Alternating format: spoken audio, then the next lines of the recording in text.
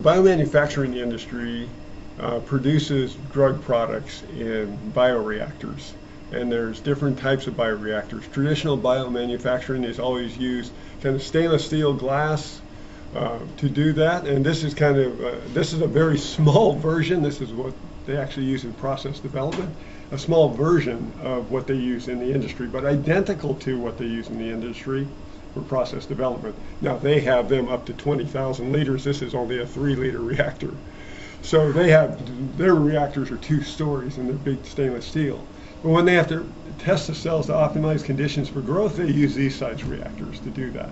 And so our students train on these exact same reactors that they use in the industry. This is a classical process development size biomanufacturing bioreactor. Well, there's a series of jobs. They train for about 10 different jobs in the industry. And then one of this particular type would be a process development position in the company.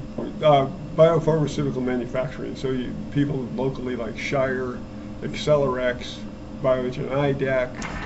Oh, so the last bioreactor I showed you on the other side with the red solution in it, that is the classic type of biomanufacturing. This is what they call single-use manufacturing. You can see this, it's not very glass. Just like the other one is, this is disposable manufacturing. And so you have these bags that fit inside these devices.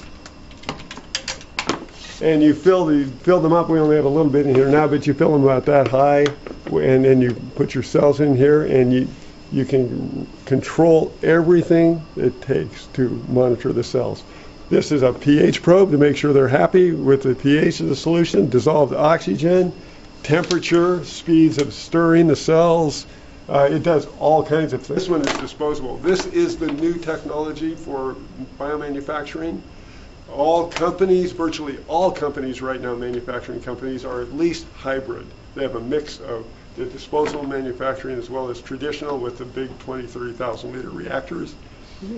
But this is the new wave. In Shire out in Lexington, Shire Pharmaceuticals in Lexington, they have enormous facility, and it's all single-use manufacturing. And we are the only program in the state that trains students in the techniques associated with single-use manufacturing. And they said, oh, you turned it on, very good. Yeah, so she turned on the motors. And so the cells are suspension cells, and so you need to have them suspended in the solution while they're growing. And we regulate the gases that are in the solution, dissolved oxygen, breathable air, and we can just keep all that, or just pure oxygen. We keep the cells really happy. This is the sampling port, and so Daria would come in here, and she would take this off here. Why don't you just open it up? So you take this off, and she can show you what it is. And so there's a connecting device there, and so the students have syringes. Plug it in. Mm-hmm. Yeah, and you just put the syringe on, and they can draw the solutions out. Right from it. Yeah. So every day they have to sample the reactors and monitor about 10 different parameters that are associated with cell growth to make sure they're happy. Because these in here they're producing the protein product, the drug product, and we need to be able to monitor constantly to make sure they can maximize that. Okay, we are in the tissue culture room. This is where the students learn how to handle mammalian cells that are often used in biomanufacturing facilities to produce a protein product or a drug product. And so before they can get to the stages where they're actually going to produce the product, they have to learn how to just keep the cells alive. Because they're very temperamental. It's not like working with bacteria cells, which we also do, and we don't allow in this room. The bacteria cells are really hardy. It's hard to kill them.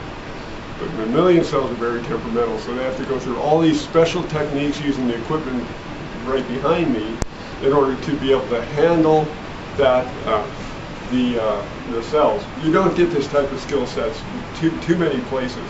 I know some universities have it, but as far as the concentration and working with tissue culture, I don't think it's that common.